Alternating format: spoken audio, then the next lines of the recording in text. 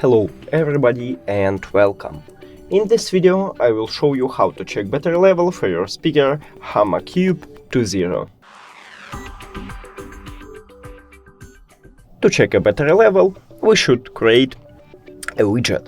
So just press and hold at empty space, then click Edit or plus at the left top, then Add Widget, scroll down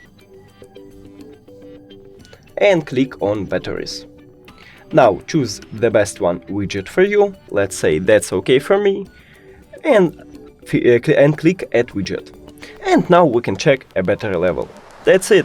Thank you for watching this video. If you found it helpful, please consider subscribing to the channel and leave the like on the video. It's really important to us. See you later!